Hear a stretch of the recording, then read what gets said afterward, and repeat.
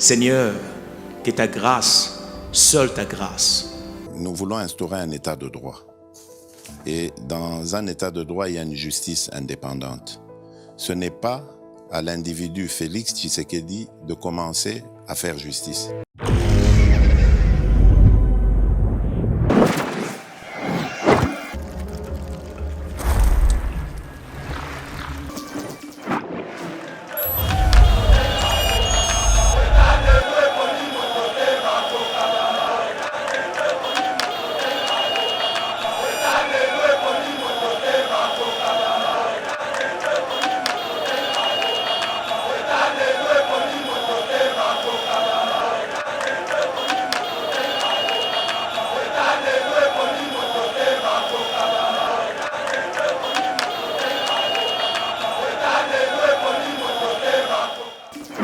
Prévention va retenir Willy Bakongana mwana naye abimi bakatisi baki Brazzaville destination de Brazzaville destination de France parce que là ils étaient débarqués de l'avion.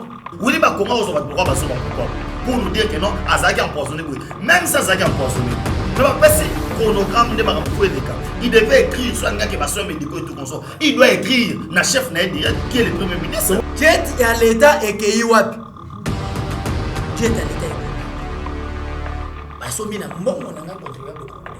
si vous ne réclamez pas votre part, moi je réclame ma part. Parce que bon, c'était namona soki ekufaki balaki pas. Soki ezikaki balaki bisika ezikaki. Soki batekaki toye banani batekelaki pe mbongo ekendeki wapi. Bana mike. Yo somona bana mike bayima amatiseki. C'est pour dire, oh, l'enfant ne fait que répéter Oyo, c'est qu'il y a des gens qui intoxiquent ces enfants-là. Ndeko Martin Fayoulou, dans le peuple congolais à témoin. Azo risqué dans l'élection en 2023, Azo va député, Yemo Koumsoua va député à cause de l'administration. Mes chers compatriotes, bâtir le Congo demande du patriotisme. Nous vous invitons à vous joindre à nous pour construire notre beau pays qui est la RDC. Appel de Maman Pauline Lumumba, présidente RDC Monde, à Genève. Devant vos écrans, nous sommes à 44 318 francs suisses à la date du 20 janvier 2021. Quels sont les pays qui ont participé cette année activement? L'Afrique du Sud, l'Allemagne, l'Australie, l'Autriche, Belgique, Canada, Danemark, Écosse, Espagne, Finlande, France, Irlande, Italie, Japon, Luxembourg, Norvège, Ouganda, Pays-Bas, RDC, Suède, Suisse, Turquie, UK et les États-Unis. En tout cas, nous comptons sur vous pour atteindre cette année 100 000 francs minimum pour commencer nos projets. Bandeko nanga kotonga mboka esengika bolingo. Bino moko bomoni transparence to l'axibino côté mbongo. Moyibe yate, lokuta pe ezate. Alors boya to sangana to tonga mboka na biso les grands Congo. Merci. Malobaya, présidente RDC Monde, Pauline Lumumba à Genève.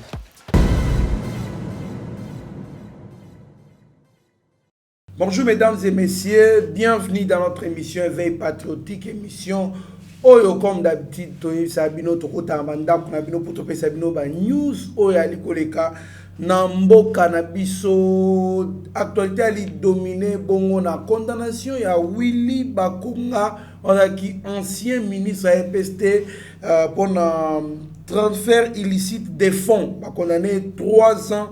De prison ferme. Et puis moi, on a qui accompagné, condamné 6 mois de prison. On a dit kaka, on va béni avant goût, avant le procès, il y a frais alloués la gratuité de l'enseignement. Tolo Belapé, Lissoussou, Bongo, premier conseil des ministres, Banda, gouvernement, Sama. Lukonde Bimaki, alors Mokozamboka Okamba, bongo réunion ya conseil des ministres. Lelo Oyo, Bakosola, Baye Bandeni, Bako démarrer makambo nyonso. Pourquoi pas tobela pe lisusu côté kao tali ko ke bateki jet privé olaki nani elaki mise en disposition na ba premier ministre à l'époque Mazata Mponi mutaka ko sa elango mais banda longwa donc jet privé na ba pesa ministre premier ministre ayate et consort mais toli ko kanungu ke bateki yango pe bateki lupangu o ezaka na PNMLS donc place PNMLS ezalaka na Sendwe côté suki poto kende na cinquantenaire. Alors to bela peli susu ma emisu etali actualité pe déclaration ko mboka pona bana ya Beni o bazaki na posa akende na Beni na ngoto ya mbeli bino obongo mwana mboka maître Franck Kalolo mbote mwana mboka maître Franck Kalolo mbote ndeko Trésor Kandolo mbote na ko débattre na ngai Benjamin Mwana Suka mbote na ba Congolais nous bazolanda biso partout dans le monde mbote na équipe mobimba ya Yeba TV télévision mbote na ba adversaire nosu ya Congo na za mwanda mbo malili lelo parce que makambo ya mabe koti na mboka.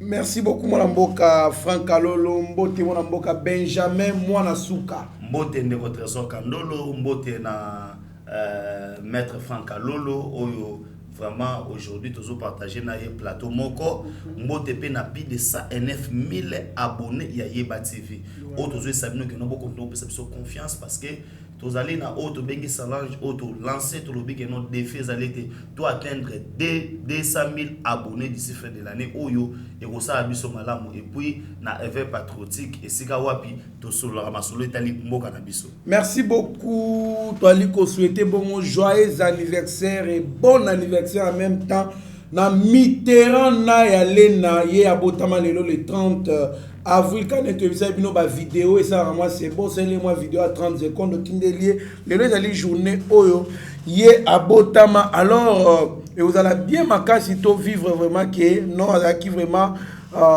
donc embêté par vos vidéos vos souhaits au comelio na ba baza ba mine na Facebook ko partager au commenter ça là moi bien makasi comme on a muto serva kabino c'est la bino musala zo servir une nation congolaise oyo azali ko informer bino ko sa banaliste kitoko azali ko fêter mokolo ya mbotama na eto pesipe bongo souhait joyeux anniversaire na grâce au Sumbu Aindo to souhaiter bisika zali longue vie donc qu'elle soit prospère à tous égards to bosani pété Carmel Ngomba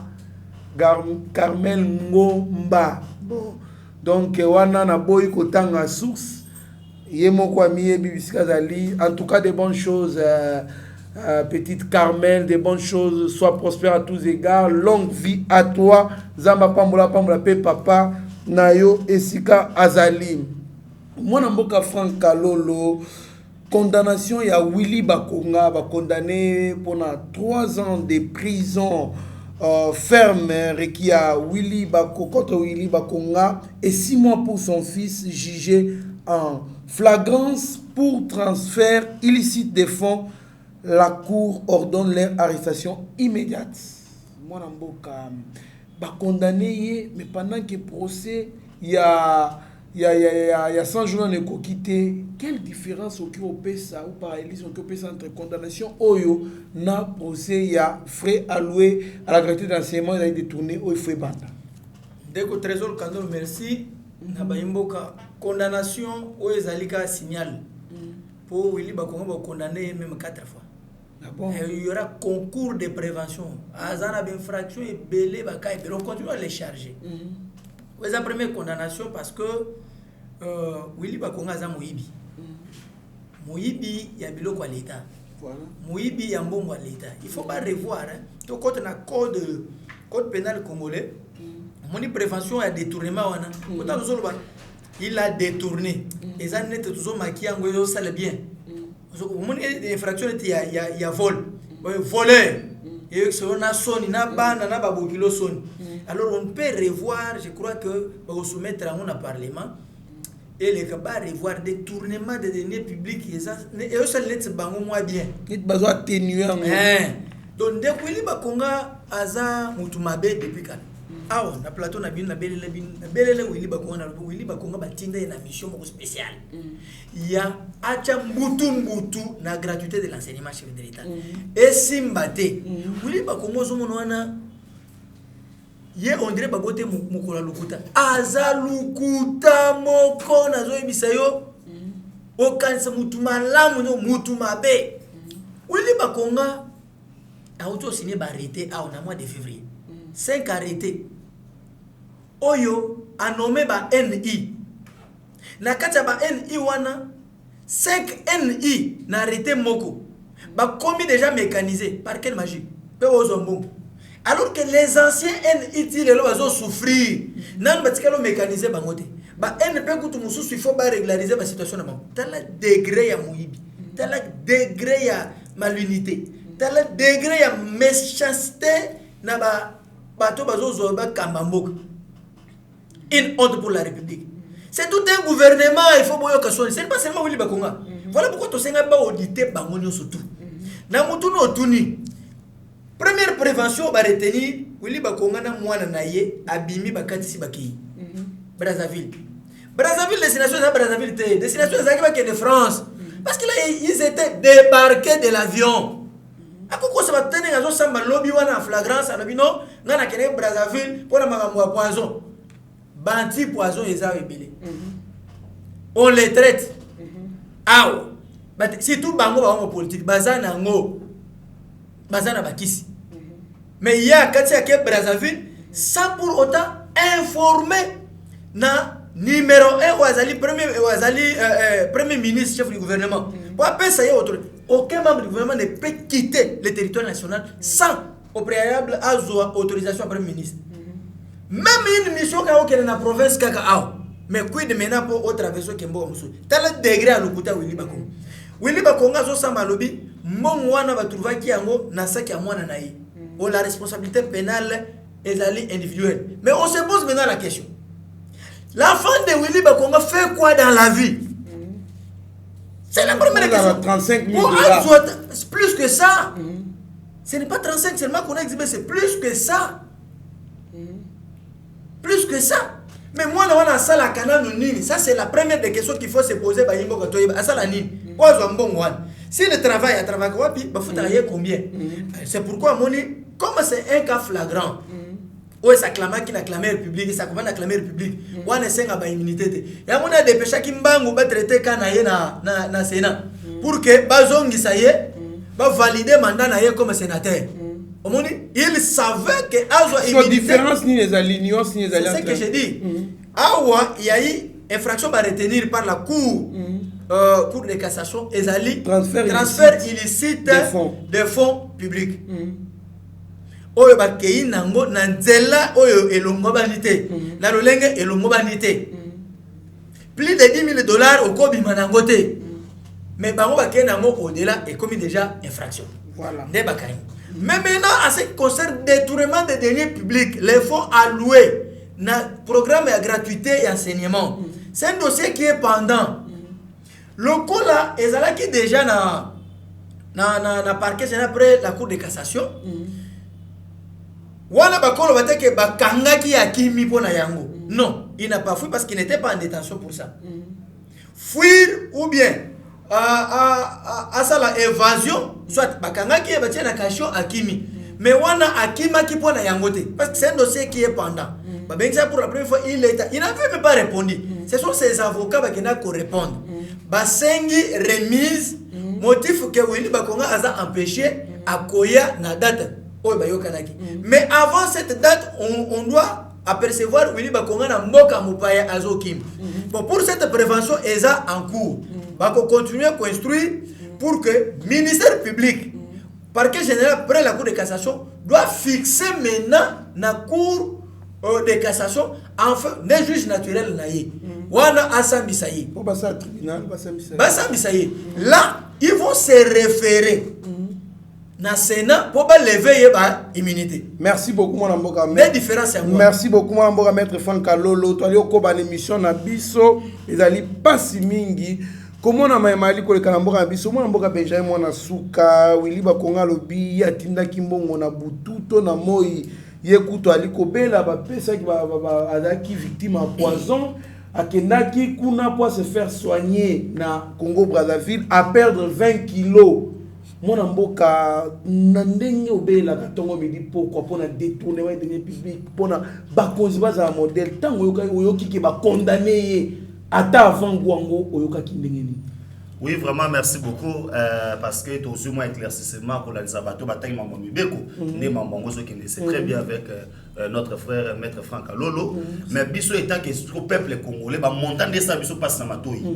Vous comprenez? Monter ça, biso passe na matouille parce que quand moi j'ai quitté ici, nakei Kasai na koti ba Lubonda ibani na tali ba école ba niveau infrastructure na mboka na biso ça fait pleurer de Rokandolo. Maintenant quand vous attendez il y a quelqu'un oyo a bloqué mbongo belé bongo il sait même maintenant il y a reçoit biso il nous prend pour des cons parce que les explications oyo na oto que pas mettre na on a landi oyo wili ba konga soloba c'est comme ça on a biso on est des bêtes toi ba zoba mambo ya zoba naté moi j'ai été empoisonné na même Congo te pourquoi j'ai été traité à Ndekokando. J'ai été traité à Congo. Oui, bah Congo, pourquoi? Pour nous dire que non, Azaki empoisonné. Même ça, Azaki empoisonné. Mais pas si chronogramme de Maraboufoulika. Il devait écrire soit un gars qui va se médico et tout comme ça. Il doit écrire na chef na direct qui est le premier ministre. Oui, bah comment? Si Koyo a commis Brazzaville dans nous il faut retourner koyeba aujourd'hui quand il nous parle que non mbongo za mwana na ye mo wili ba konga za mtia mabe azo charger mwana na ye pour peine makasi qui n'est pas mwana na ye pourtant on so ba que non non surtout wili ba konga lo bila ko mena mettre ka frère azo charger mwana na ye ça mena lokuta azabe mama na mtia mabe odinga soki mwana azaki na procès wana ninga na poite ma no surtout mwana ka ni po ebulu bate pour mena na papa ah ouais neza boye mutuna mutami mamukumba na ye oui l'infraction individuelle oui il faut ailler ba makambo pour pas appliquer un sur moi et salami ça fait rire mais ça fait très mal aujourd'hui tel un niveau au biso Congo to vivre to vivre na pauvreté to vivre na niveau misère bota la ba compter bota ba mwana mibale misère na pauvreté na carte dictionnaire on n'est pas to ça ba pour applaudir te makambo yo sama na mboka oyo. On n'est pas là pour qu'on soit battu à un politicien, on tient le roi extraordinaire, il peut prendre de l'argent bongo et lorsque comme vous Zali Karanim, et Zali Kake, Azolo Azali à l'aise, il marque comme il respire. Nalanda Willy Bakonga la Pindaï. Alobi Ngai, Bozunanga, Nzamene Mutapambola, Nzamene Mutasa, Azota Nako Mwanzambi.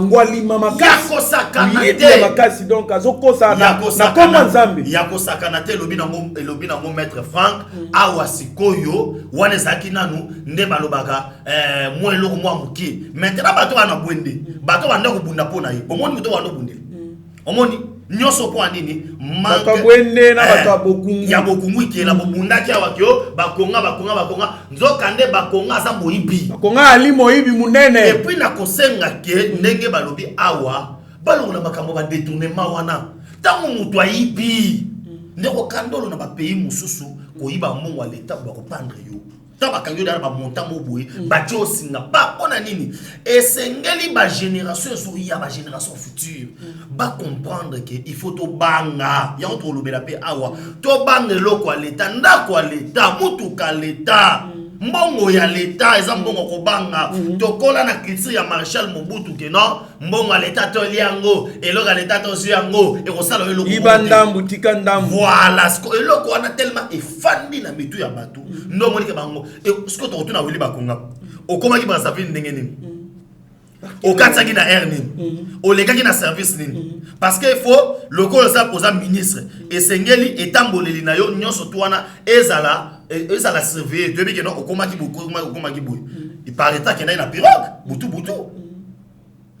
quel risque on se comprend nyonso twana fleuve et puis pe azoki de France va qui de retraiter poisongo ti azoki en kolonini ils ont développé dans nzoto et puis awa natango Kabila to mona basala o nini hôpital de cinquantenaire hôpital de boy ba hôpital là nyonso twana et robiki sa poison te et puis pe poison on a tiré et pourtant azo ko sa bongo il y a des médecins o ba sala ba test bon le kaba yeba poison za nzoto na poison wana aki va na makala coup de chapeau et puis je dois d'abord remercier d'abord le chef de l'état grâce à l'implication na ye nde to moni pena que non ba salia pour blongo bona tango Kabila ba konga na sumate wan photo ba firté na tango ya Kabila ba konga tanga ki mate na tango Kabila avant na parler bosangelo ose pesa le mapeti non c'est lo aba ba to ba yibi ko le ka nani awa to mona de ba mi ko mi balo ba to yibi ko le ka ba konga ba sana boko na ba ndoki pe bango pour vous dire que non il y a déjà petit à petit changement ezali koya état de droit wanda koluka maintenant ça na pour ça que non tina suka na bi que maître Franck Aza on va ça maître na kosenga na Congo na sepelaka na procès mais là on soit ngaka ça nini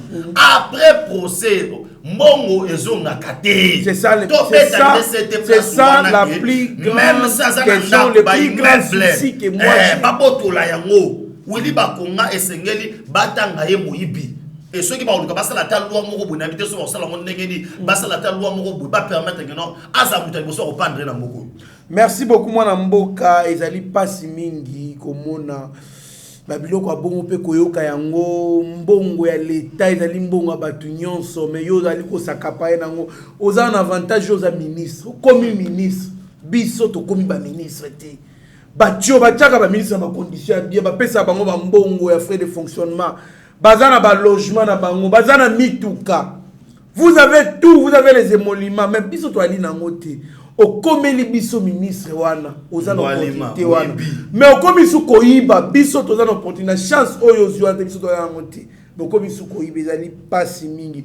J'étais en train de dire dans d'autres émissions qu'il faut décourager les voleurs, faut décourager, faut savoir humilier. Bah voleurs il y a l'état ou bah oui bon à l'état il faut les humilier donc quand ils sont soni na ba bokino bango ndenge mettre Franck Kalola autour le bas ko minimiser bango comme collection que ba li eloko pamba pour que ba tusu ba ibati na ko bakse les mamoro ko yebisa ki et surtout to déplorer na mboka na biso que non train de vie à bateau ba kamba ba institution ça veut dire d'ailleurs na kasa budget ba sera déjà parti gaillard koleka biso to koleka biso mais comment bino d'abord sera déjà pour faire déjà standing mo ya bien so na mwanda mwana o ya biso wana mwanda mwana gratuité mais ce qu'on a est-ce qu'on de kandolo silence radio natika le mois toka batmo bote o c'est nini o bona bono nous félicitons quand même condamnation net monde mutalo ba wazati batu bakangi goutte.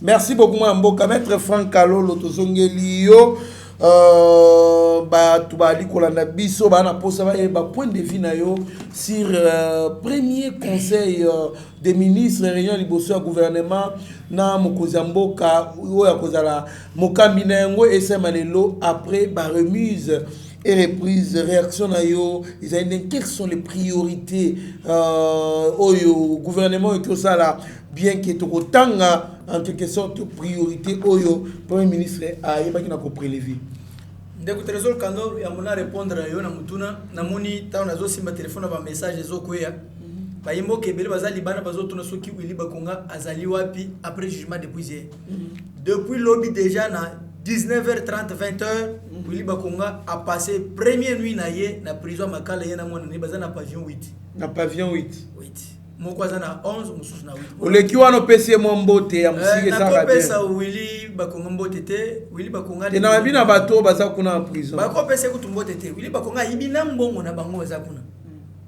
a détourner mbongo ya ba congolais o baza kuna webi bele baza na prison bataka classe te bataka classe te mususu wana discrimination peine poko ba luki gratuité d'enseignement il y a détourner mbongo.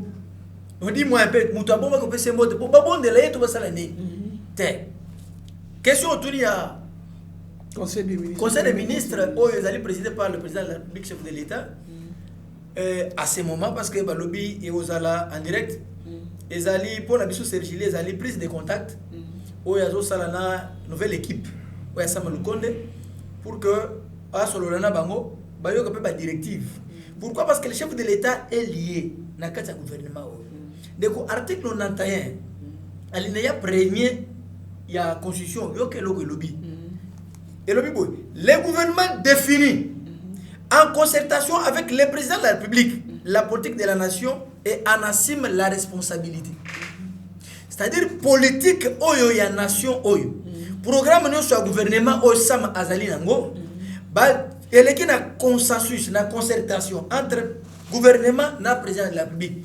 D'où azalina lei il faut alandele yango ba directive EPS mais la prise de contact ya conseil des ministres pour que abete bango sete surtout makambo ya muibi onga nazaki na mutuka te na koti oso mutuka $100,000 mon frère oya bakongi kozala bien ya yo kozala mabe. Ça nous vous disons toza contre le détournement, vous devez recevoir même un papier duplicateur, on frais de fonctionnement. Au seul en bien, on va vous auditer sur ça. Parce qu'il y a toujours un budget alloué au ministre pour un frais de fonctionnement. Il y a un cabinet on va payer ça pour un mois. Ceux qui ont utilisé un mot mabé, on va vous auditer sur ça. Et nous avions aussi demandé audit. Il y a gouvernement ilunga manyonso y compris na yemo ilunga ça le compte de pétard aussi na batunaye même exercice ekoya et que pour ça il faut connaître culture na mboka na biso. C'est très important chef de l'état sur na bango pour que ayebisa bango oyo nini bakoyi komema. C'est vrai que bazal déjà na médiation premier ministre na battribution na ye, mais comme ce gouvernement, la responsabilité est assumée et par l'institution de la République et le gouvernement. Et donc, il faut coaching et Zala. Et Zali prise de contact. Ils ont prise de contact. Merci. Moi, Franck Kalolo, prise de contact. Moi, je suis Benjamin Souka. Après à peu près 4 mois ou 3 mois et demi sans conseil des ministres, et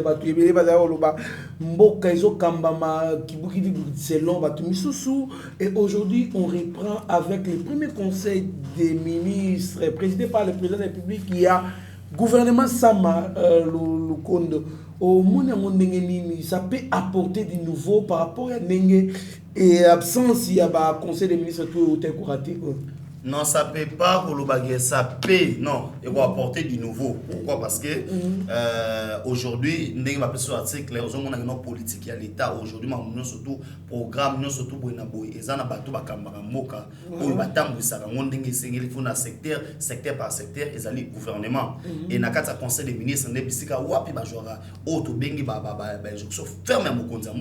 parce que nous avons un régime semi-présidentiel. Aujourd'hui, nous avons un président.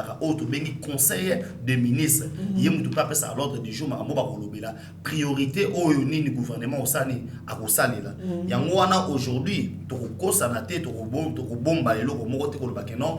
faut que Fati joue les tout pour les tout. Il y a 3 ans, il y a un mandat au Etikali. Parce que si ce gouvernement aujourd'hui échoue, les gens vont dire que non, la Fati après parce que il n'y a pas Maramutu Motorole la question, Kabila bloque ceci, Kabila bloque cela. Ça veut dire tout maintenant, Mokonzamboka. Kolandisa Bongo et Sengela qui conseille des ministres, Oya Liboso. Et ça là, le président européen, ça va être clair parce que tout s'attend à une grande décision par rapport à l'insécurité dans l'Est de la République. Autrement, le déploiement déjà, il y a des soldats déjà qui sont déjà là. Mais tout c'est la paix par impact sur le plan social, économique. Il y a un mot cannabiso.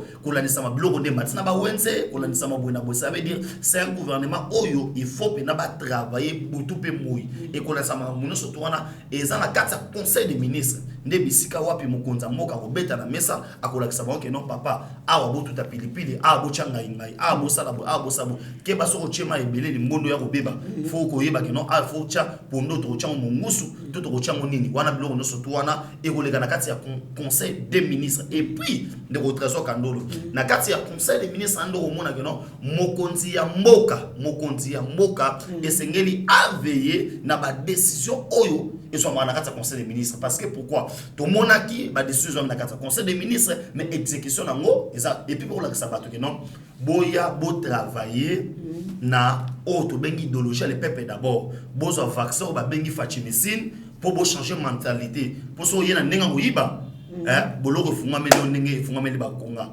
Et yango wana nde ekozala minimi makambo oyo ekoleka lelo na kati ya conseil des ministres et biso peuple comment toujours saluer parce que après autant de mois où ezala quitté makambo funga ça veut dire Congo Ekeliboso. Merci beaucoup, cela veut dire Congo Ekeliboso mon Mboka. En tout cas il faut beau ça na lombangu pona kosunga peuple congolais bazali na pasi makasi en tout cas au bakina bakampia kezali PV ezali trop cher biloko mati makasi will bidon will elongwe na 58 000 francs et commis na 85 000 90 000 francs mokonza mboka savon et mati biloko mati tellement makasi Alors, vie est comme un peu trop cher. Je pense que c'était pour les biens des Congolais que nous se stoppa, qui bongo.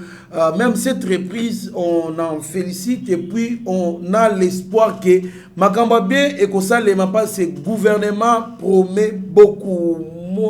Moi, Namboka, Maître Frankalolo, la priorité du gouvernement de l'Union sacrée, de la nation est celle de faire triompher les droits sur l'arbitraire, du domaine, on peut expliquer sur la priorité sur la prospérité sur la misère, la paix sur la guerre, la cohésion sur la division et la solidarité sur l'égoïsme. C'est le Premier ministre Sama Lukonde. Bien, merci Ndeko. D'abord, tu rectifies le comment Mouké.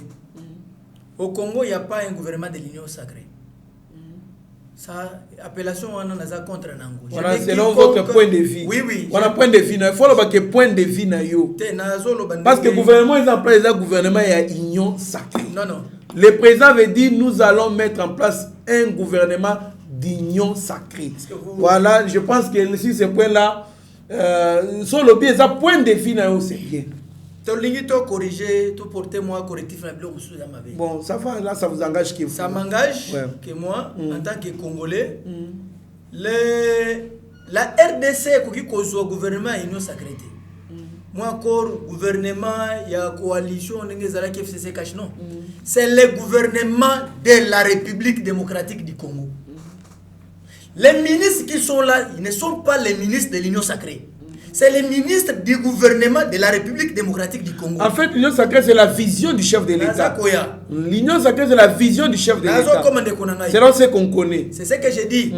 Vision, na gouvernement, c'est le gouvernement, c'est un gouvernement de la République démocratique du Congo. Appellation, le gouvernement qui travaille sans vision. Parce qu'il va commettre des visions en pratique. Sécuriser na plateau na yo. Donc sécuriser. Si y aura aussi contredire va contredire conformément à la loi. Voilà, allez-y. Je suis conséquent à ce que j'ai dit et j'assume. OK. Gouvernement, chef de l'État a mis ses visions na yi. Vision na yi exact vision et union sacrée parce que tant moi bandaki cause la première président de la République, union sacrée existait. Tout ça qui n'a pas accord, il était toujours le chef de l'État et il avait sa vision. J'en arrive.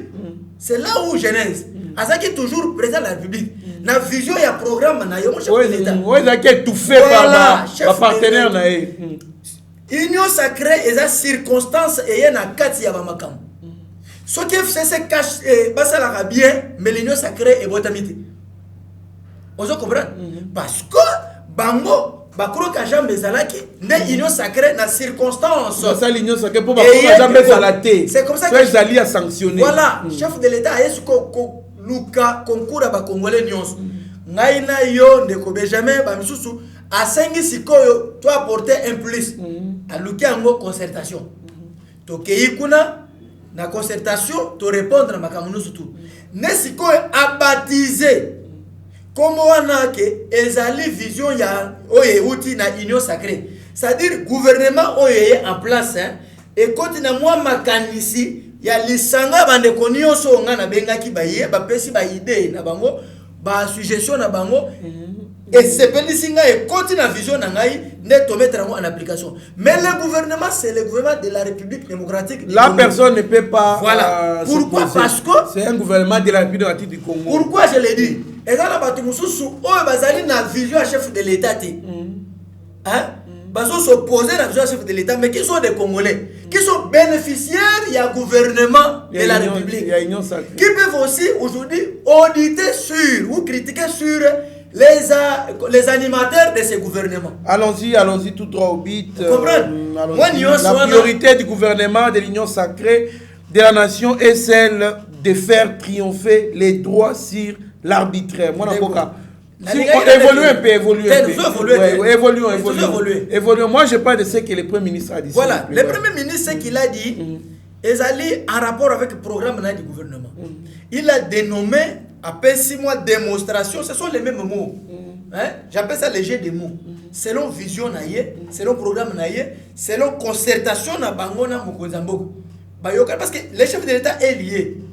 La carte du gouvernement, s'il y a échec, lui aussi est lié.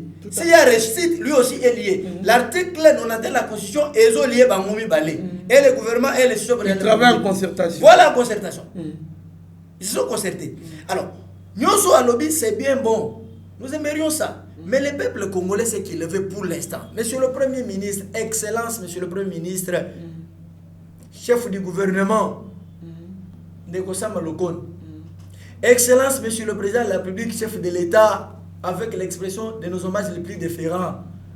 Monsieur Sergili, Maître Franck Aloul, Tolobi Boye, Otozo Senga, ce n'est pas la démonstration sur les noms, mais concret et zala. Voilà. Concret et zala. Va matérialiser yango, ça va nous sauver tous. Bisoto, prenez qui part na consultation, Oyoyoka qui va suggestion na bisoto, ça peut lier. Nous avons l'obligation ya reçu. Échec et même biso malamuté. Nekosam oyolobi eza malam. On n'arrive même pas à tout décortiquer parce que ça échappe aux Congolais. Les Congolais n'ont pas besoin de trop de mots. On a matérialisation nango pour que Congo ait de liboso. Merci beaucoup. Moi Namboka BG moi na Souka. Presque la même question. Monindeni ni priorité à Samalukonde.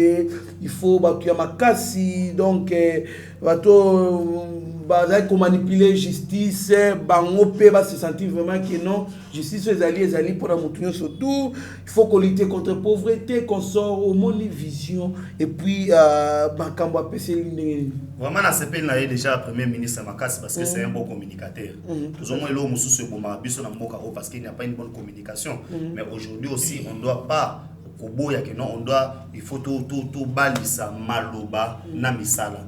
On se comprend. Je pense que c'est un boxeur.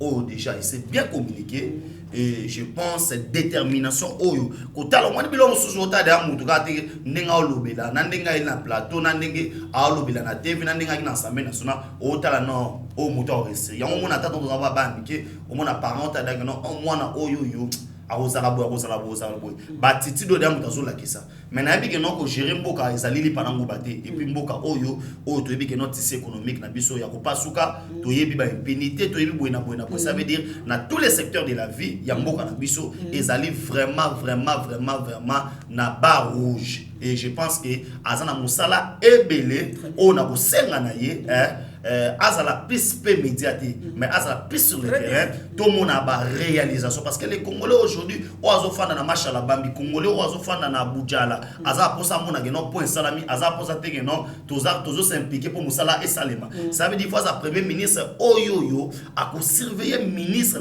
na ye moko ko landisa ba injonction oyo ko uta na kati ya conseil des ministres au président de la République ko pesa bango ye aluka ko landela muso asali bongo e ko sala bien maintenant ndenge da na monde déjà solobila azana ba bénédiction ambition surtout pe makambo ya lobi nengalo bakangalo repetabo bakosa mkoli kambote po mkolo yokoma na mokaka soit concrétiser yango to sepela makasi. Merci beaucoup mon amboka beje mon asuka nani ateki avion jet privé ya ba premier ministre nani ateki lupango yo PNMLS ezalaka batu bali kolela mon amboka Frankalolo qui a vendu ces choses-là.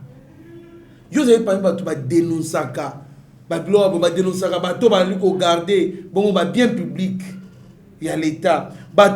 Tu ministre qui excellent Cécile. Moutuka leto lingi kozongi santé.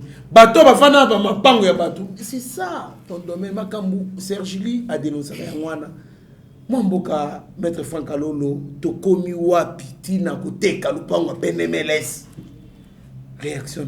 Dès que Trésor Kandolo bato bele bazo mona te zama seki mais ba mona réalité ba konga mona ki te maseki mais mona réalité deko eloko zo sala pasi o biserite to bandi o dénoncer nan to sala ki campagne sur la restitution des biens de l'État détournés et spoliés to pesi ba président des chambres to pesi bango délai il y a 30 jours. Ben examiner conformément à l'article 100 de la Constitution, ou une mission, non seulement pour légiférer les lois de la République, mais aussi il y a un contrôler l'entreprise, un contrôler le secteur, y compris le gouvernement. Bateki avion, il y a l'État. Sous réserve parce que tu es bien dans le montant, tu es quitté. Mais si tu as dénoncé et l'autre on est oui, jet privé, on va passer de matata poni. Pour attendre la langue, tant on est au Kabila Zali. Tina 2019. De matata poni, azaki na pilote na ye, aza meti. Comment les années? Travers. Mais ça va comment changer? Aza meti, tout ça na tina ba photo na ye. Secrétaire du gouvernement, azalaki ndeko Mushi Bonane. Actuel député national qui est censé koyeba logistique biloko nyonso ya gouvernement jet ya l'état ekei wapi jet ya l'état ebungi basomi na mbongo na nga contribuable congolais. Si vous ne réclamez pas votre part, moi je réclame ma part. Parce que mbongo eza pas ça muke na yo te pas c'était na mona soki ekufaki bala qui pas soki ezikaki balaki bisika ezikaki soki batekaki toye banani batekelaki pe mbongo ekendeki wapi. Déjà d'ici lundi tozo déposer dénonciation na biso na parquet général près la cour de cassation ba konza mboka tozo senga pere moko. Nous dénonçons mais à un moment là bozo vandi saka makambo. C'est comme si on veut bercer bato bazo sala mabe. La justice doit être équilibrée, équitable. On doit administrer une bonne justice. L'article 12 de la Constitution qui voudrait à ce que tous les Congolais soient égaux devant la loi, to vivre yango. Mabunda Zaki Mabe, chambre naina tamu mambakei. Mais maintenant, est commis des chambres à union sacrée. Mais tout le monde a changement. Mettez ces gens à la portée de la justice. Faciliter la justice, les animateurs de la justice, c'est ça la moussala malamu. Tu sais qu'il y a un même moment, tu déposé là qui va président des chambres. Avion à l'état et qui wapi. Bateki avion. Neko, bateki avion.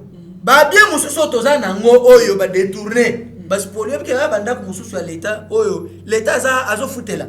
Ah bon? Mais individu aza nanda. Wabi ke kwa ke omer avant nanda kwa l'état. Ah bon? Et quoi que omer na avenue des Orangers.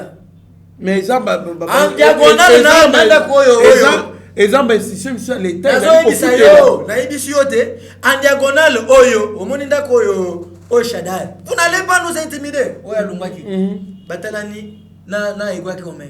Ndako wana ndako ya ministère de l'agriculture. Nous avons tous les documents. Tozo funda payer. Pourquoi un individu aza ministre te azanite a occupé ndako à l'état batu mususu bazana fonction bakenda ba misa mbongo na trésor public pour ba pesa bango ba mbongo ba loyer on mutaye bozo nuire ba peuple congolais vraiment pour ne citer que ka opotozana ba ka ebele so na bando citer mususu bazana au camp moko ni susu mi bale bazana kati ya gouvernement Sam Lukonde bango pe banda kwa l'état moi mboka maître Franck Kalonzo j'ai dans l'état et que yoa ezali pasi mingi et que yoa kolandisa makambo ali koloba bateki ezomona na te il faut mbongo ezali pasi mingi toza point de vue ya moi mboka besoin moi na suka ibongo to ibala ko évoluer l'émission la biso vraiment ça fait très mal hein ya on a zo biso ça fait très mal nani ateki pelemele parce que ministre ya urbanisme et habitat lobby yete. Mais tu sais dans juste mabla bi a habité mutate qui penemeles papa ce qui est loco wana ils ont une attribution là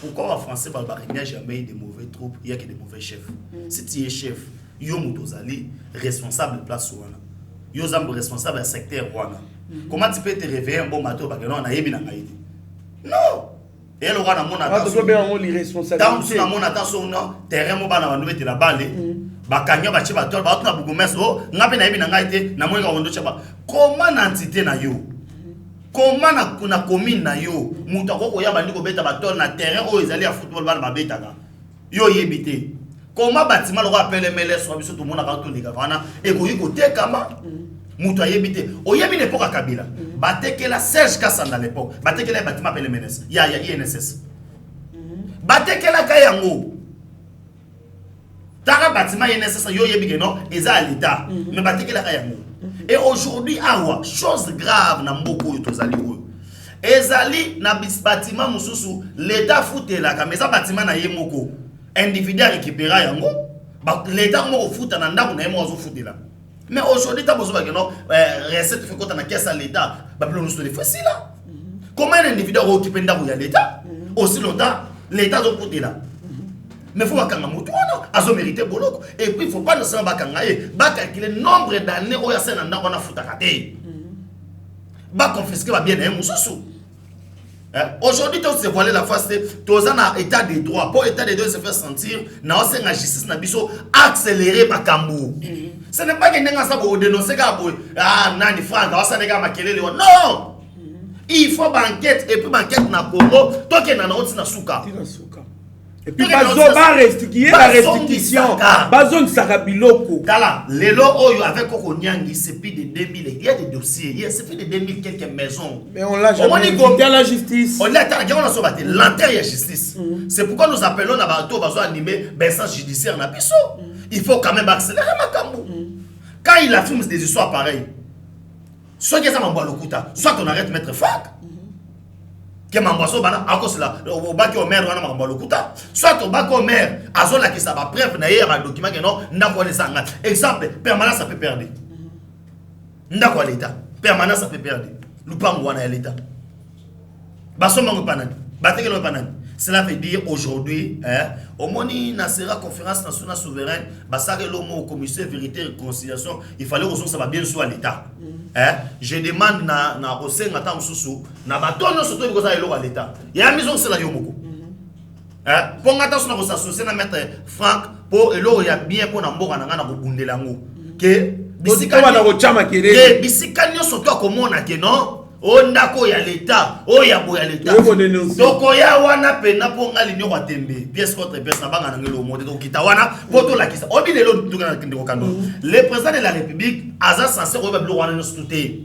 Mais aujourd'hui Dieu nous a fait grâce, toi dans le monde média où nous pouvons parler quelque chose. Mais nous attendons aussi l'autorité au bazar judiciaire. Tant on va se dénoncer le quoi bongo. Pour l'andela, c'est bénéfique pour notre État. Aujourd'hui les loyo ministres ont se retrouvé à Olanda koyo, ba foutu les mongo dans l'État congolais, mais aussi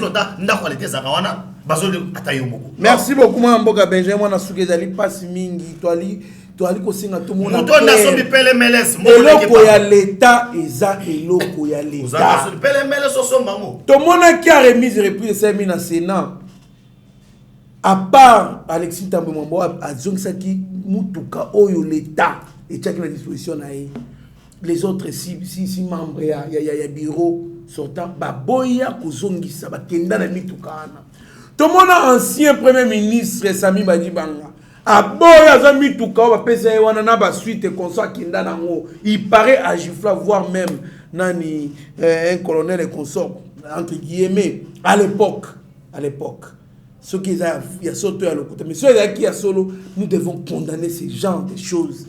Tomona pe awa batu misusu na mandako ya l'État ba pikama ba boyi kolongwa na ndako ya l'État non culture fait longo eloko ya l'État osaleli yango tourna esili pesa muto aye il faut tomona clair na makambo ba remise reprise de salaire mais est-ce que bazongisi ba jeep bazongisi mapangu bazongisi mandaku il faut toyeba yango.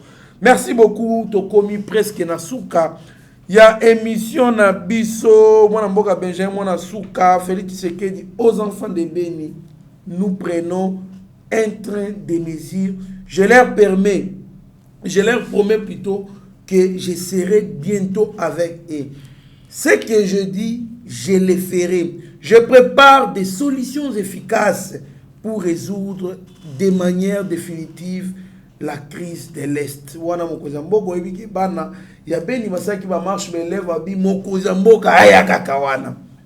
Moi mboka réaction dans quelques mots et puis to so rappeler côté. Bon, d'abord j'essaie d'abord le chef de l'État parce que il est à l'écoute il y a banini il y a le peuple naïe et comme étant chef de l'État ou azali garant de la nation, garant du bon fonctionnement des institutions tout consort, il devait d'abord donner un discours rassurant pour que sa peuple wana ba yimboka ou voter ka fachi donc kuna na est plus précisément kuna na ba Beni tout consort que azana bango de cœur. Mais le chef de l'État a encore dit que non l'obinaton nazo comme nazo qui na Beni parce que tu sais bien que non tous les dispositifs sécuritaires ils sont dans l'unité et je pense que notre descente oyo na ba biloko yo après conseil des ministres ba ko lancer ba attaque finale pour mambo guerre SCC là chef d'état ko vanda bisika surtout ya lingi ça veut dire que pe na beni una vanda ta 1 mois ko vanda ta 2 mois pour l'instant non ba tout wana biso na beni ke non mokonzi mboka ko lancer ba to sonde bazo bangisa yeke non akokende te au sa bote akoya kuna na est mais avant comme na est et alors qu'on a tapé les États-Unis bisika to akendaka avant comme on a 5 mois 4 mois bien avant ba bongi sera déjà terrain pour les gars qui wana ça veut dire mokonzi mboka ko wana ko lancer pe promesse ya campagne na pour la électorat na eza kuna ke non abosani bangote atiki bango pété. Merci beaucoup maître Franck Kalolo mokonzi mboka habile tenter de prendre de préparer des solutions efficaces pour résoudre de manière définitive la crise de l'Est.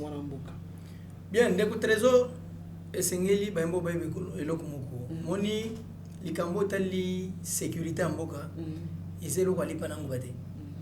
La guerre à l'est du pays a existé avant que Tshisekedi akote na pouvoir. Gravité ya likamuno so eza d'abord biso moko ba congolais. Quand vous trouvez combien de généraux, combien de colonels qui ont été dénoncés ya kozala wana ba alimentaka ba mouvement insurrectionnel. C'est déjà quelque chose ba imboka. Combien même de députés, combien de personnalités bazawana pour que ba alimentaka ba tekaka ba stratégie ya mboka.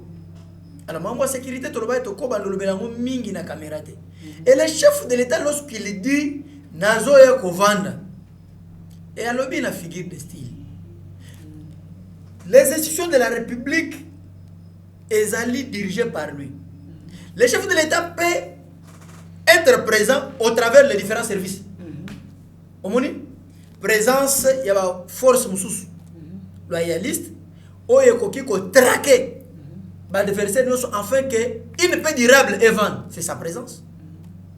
Parce que sous impulsion naïe, sous directive naïe, sous commandement naïe et sa présence naïe. Quand vous dites chef de l'État a comme compte, mais il n'a jamais été à l'Est, Makina Giti. Dernièrement, au Takina Est.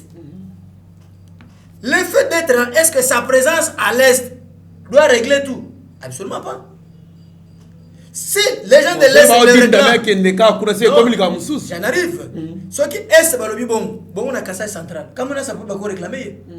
Et bon on peut na okatanga bako réclamer. Na Gikuit. Et bon on peut awanani na Yumbi, na Sankour bako réclamer. Mais finalement à Ovanda. Non, les chefs de l'État travaillent en connivence, en collaboration avec ses services. L'idéal est d'aller que promesse ezala matérialisée, c'est-à-dire paix durable et kotawana. Kokendazo tambolawana, c'est il est à la recherche d'une solution durable pour que Kimia et Kota n'étendit territoire mobimbo kanabiso. C'est ce que nous voulons. Bana mike, yo somona bana mike ba ima wa Tshisekedi. Bana mike ba bengaye toye ao aya ovanda. C'est pour dire or l'enfant ne fait que répéter oyo bazo ebisaye. C'est qu'il y a des gens qui intoxiquent ces enfants-là. Maintenant l'enfant tant voyez, ayebi ke ayeba tic-tac ba stratégie ya guerre. Il y a des gens qui influencent. Laissez les enfants réclamez vous-même comment trouver solution. Vous-même d'abord commencez par dénoncer les ennemis de la République. Vous les gérez, vous les bercez. Une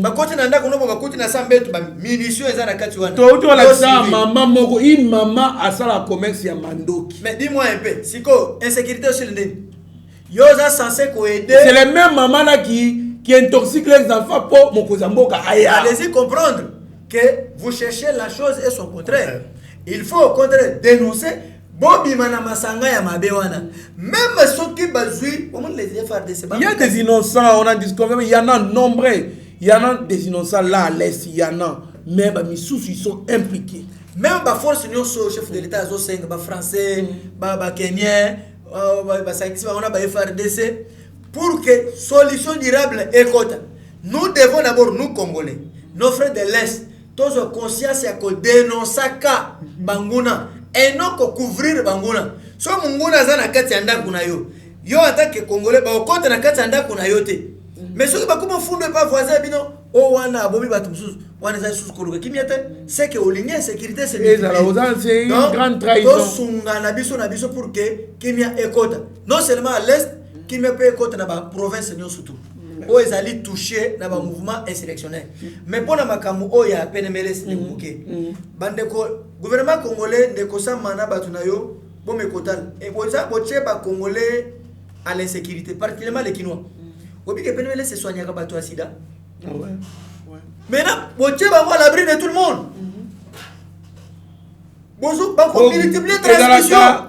Programme national multisectoriel de lutte contre le sida. Na ebisio bande ko wana sikoyo lokola ba bomba makakuna. Bino bo bimisi bango la portée mais transmission. Moi la transmission. Soko bimina moku mi baleze pas transmettre. Vous insécurisez la population. Vous insécurisez le peuple congolais. Les chefs de l'État mettez vos services. Le premier ministre, chef du gouvernement, tout ça, chef de l'État, parce que le premier gouvernement, il a déjà. Le premier ministre, t'as là, tu as urbanisme habitat. T'as là, tu as affaires foncières. Bon détecter, ensemble, le gouvernement, ville, province, qui est à de Congo, n'a qui peut melis. Toye, baye, bon sanctionner, moutouana, bande kubazo, et la kuna, bateau, bazo, belle, bande kumusu, soit pas continuer aux kiss pour que Kimia écoute. Ce qui mikolo na bango ya kisi eleki bon même sikir na bango bino na wazala ba responsable ça nous pouvons pas apprécier. En tout cas, il pas si mingi. Moi, je besoin mona suka nemo pour conclure l'émission. Et l'idée de Martin Fayulu sera matinée politique populaire ce dimanche de mai 2021 à 12h dans la commune d'Engaba avec le professeur Devos Kitoko, secrétaire général de l'ICD.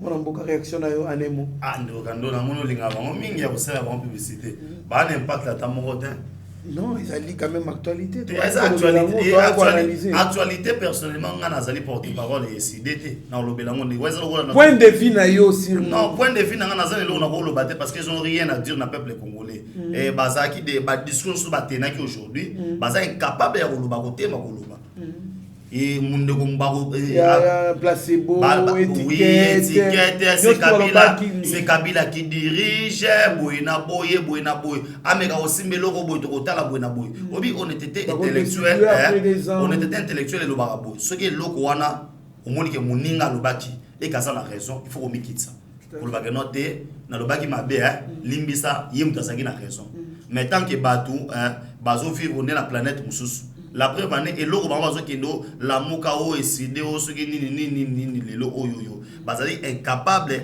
ya ko défendre auto bengaki makambo alobaki liboso parce que mona bango na vérité des îles bango bazongi plan de sortie à crise bango bazongi réforme tous ces beloni bazo kindelete ça veut dire ba tabona ko landa bango te bazana pour prier peuple ba ça na politique oyo yanzala ya libungu et na basali ba ça na politique pour l'intérêt général parce que l'intérêt général les alelo to sangane sika moko total liboso parce que Congo ne on a besoin lelo ebika to on a besoin ba biloko mo ba prier ma papa mbate. Merci beaucoup maître Franck en tant qu'analyste politique.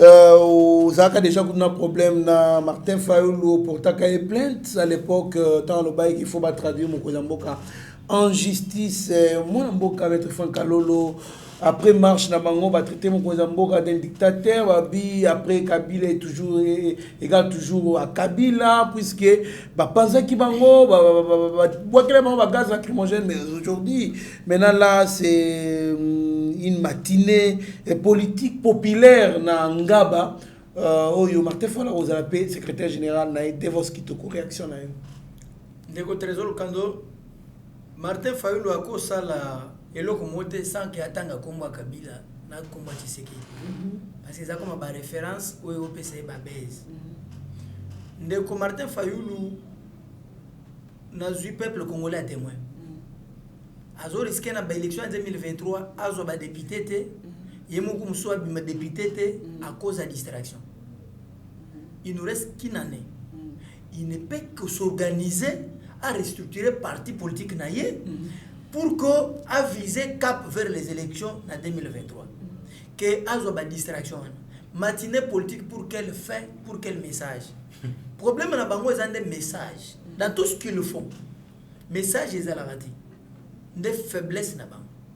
Mukoloka koba comprendre que stratégie pour des hommes politiques et ça lié à message et non à distraction ba kurisi oui pour un matin faut ça la marche kulungwa abandana no atana et pas na ye awayati na gare centrale soit ça la 100 personnes ba profita ga cham ko bi cham ko na ko boulevard ya kamoko bitu kezo ya kabuye ba nzela mususu annex ezate ba mbouteillage dans ba tango batu wana osalika avantina wana pamba la moko batu no so bazo ko na mbouteillage wana ba bandi o film ba kanisi batu na yi ende ba jeune ba. Merci beaucoup, Maître Frankalolo. En même temps, au côté Malobano ya Souka devant caméra, il y a Rabi Mokoko na Mike Chiswaka. Bien, le Basuka Zamoko de Trésor Kandol. Bate qui avion à l'état et Bungi. Tozo destination Nangote, il faut toyeba. Nani oyate qui jet privé au Bachaka na disposition yandeko matata poni. Wana ndeko bonane actuel député national avec secrétaire général du gouvernement. Jet wana ezawa biso Sergili toza na campagne ya sensibilisation à batu ba restituer ba bien de l'état spolié ou détourné. Donc tolingi toye ba clair ba service nyo surtout IGF dossier yango biso zo ken na parquet yo pe IGF sala ba enquête na yo. Moi mboka Benjamin mwana Souka tala caméra ya Rabi Mokoko na Mike Chiswaka OPC Malobano ya Souka. Merci beaucoup Ndeko Trésor Kandolo, merci na badanyo surtout ya Yeba TV to sabino ke non facha changer G awa siko ndenge zali bo vidéo système ya conseil des ministres mais les candidats mbamo to yeba siko ta pesa ko injonction sala osagi to sala kite pour vous dire que non ana posa ko tindika ba o yeba joueur o to bi que non fachi coacher ko tindika yeba joueur pour Congo e bunga na bi ke wana besoin passeport de ce passeport to lobela ngo to tika te ko lobela ngo no to ali banda to tika pete ko lobela mambo ya douane pena bo exagérer to ko lobela ngo bozango besoin pena pour talaka mboka na biso ba Congo baza ebele na monde o ba ko tinda biloko awa pe booster ba secteur mususu to mona premier ministre ba secteur privé boina bo mais esukaka na maloba te ndi na osenga vesa malukonde sala musala ndenge sengeli kwa et pona mukolo lelo tosuki awa. Merci beaucoup Maître Frankalolo, merci beaucoup Benjamin mwana Souka yake sengo makasi ko partager na bino plateau moko surtout na cadre ba dénonciation ya ba antivaleur o ezali ko freiner décollage et développement mboka na biso ozaki ebele bolanda ki biso. Merci na messieurs Zéphie Lomele, Stéphane Kanko, moi je loue Kanko la première. Merci na Chacho Pipo de Madrid, 16 Kasongo na Londres, Maman Mapassa na Londres, Oniche Sepelas. Merci na Sami MTC, Oben Chiswaka, Jacques Pongo, Bozali Ebele Obolanda Kibiso. Merci na Kimo Bimba Yeba TV, Tobosa Intelelo, Ezali anniversaire ya Mitterrand ya moi m'appelle Isaka, moi bien, pourquoi pas code. Boza la brancher na Yeba TV, Boza décider, mieux vaut être maître de silence que plutôt esclave de ses propres mots. Merci.